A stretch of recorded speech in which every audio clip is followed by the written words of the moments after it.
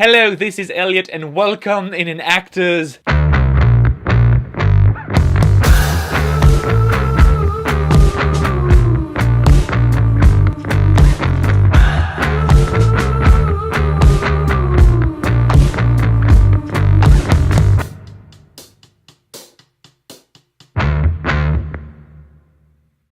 Today's episode is about the mind. How can it serve us?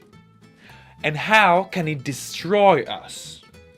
Well, the mind is a very powerful tool, as it is what makes us the top, strongest animal in the survival realm. Even if, in the animal kingdom, our body is for sure neither the strongest nor the quickest.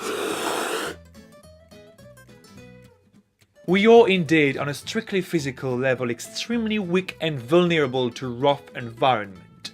Endurance was our main advantage in the past for these two reasons: fleeing danger, run! Leave, Chugga! And chasing food. This one's mine. Tonight we feast.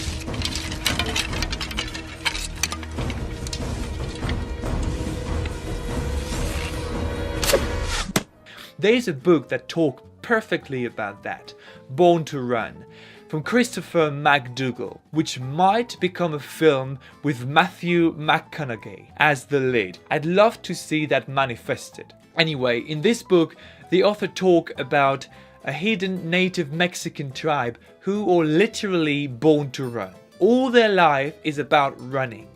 Whatever they do, run is part of it. It's everywhere. That is their main strength. That's how they survive, not because of their mind, but thanks to their legs and endurance. I really recommend this book if running interests you, or even just by curiosity. That's how humans made their place on this planet, till the mind leveled up in creativity, imaginations and intelligence, and find a new, ingenious way to overcome the difficulties of the environment. We are nowadays at the top on this planet, thanks to this beautiful, grandiose, marvelous gift of nature, this engine right there. But we must not denigrate our body, because this, without that, well, it doesn't go very far. There is an inseparable connection between them. They just don't work without each other. We have the tendency to forget about that and let our vehicle get dusty and broken too quickly.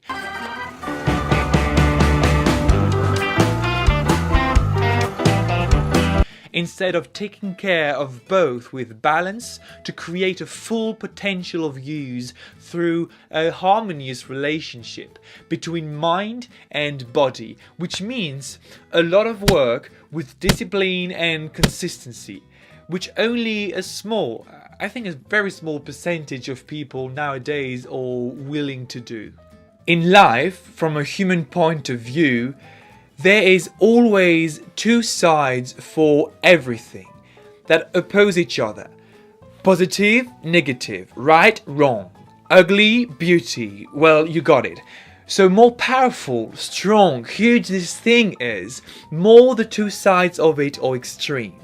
But I'll make a whole episode only about this concept. Here we talk about the mind, this crazy, immensely powerful creation that makes humanity so extraordinary, at least from the fact that we are nowadays changing the natural laws of this planet just by using its power, believe it or not. The mind, like everything, has its two sides. And because of its hugeness and power, these two sides are so extreme from each other that sometimes, even often, we have this sensation of double identity. At least I do.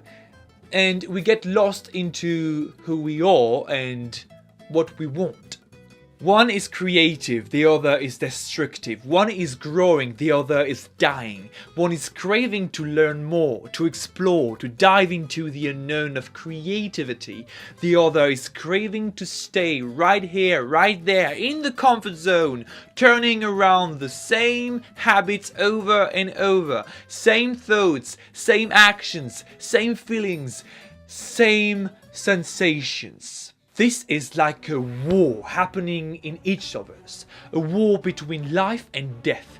It is constant, of course, there's times of peace, but the war will be back, it is always back. Whatever stage we are in life, we are just more or less prepared for it. And more war we experienced, more lessons we've learned, more prepared we are for the next one, and quicker we will end it. It's like the war in the medieval time. The battles were evolving, changing along the way. The reasons why there was a fight, the position of each side in space, some part of the army fighting one day, resting another. And more advanced we were into the hostilities, more we knew about each side and what would be the next move. The war of the mind is tricky. We get quickly confused because of our identity of who we really are. Which sides are we fighting for? Well, weirdly, both of them. Let me explain. When we expand ourselves to our higher consciousness, meaning disidentify with our everyday identity in society, the story that we tell ourselves about who we are. And this state of being highly conscious allows us to observe that this whole fight is in fact entirely us, both sides of it, and through the media of time and space we balance from one side to another, and the music formed by this movement through space and time, well, it is who we are. This is the end of this part 1 episode on this very interesting mind topic. Thank you so much for watching. Hope it will arise some questions about the mind, its power and how to use it. If you enjoyed, give a like, a comment, but most of all, subscribe and hit that bell on the side. Life is great and we have to be grateful. Next week, Wednesday, 7 p.m, episode 5, The Mind, part 2. See ya.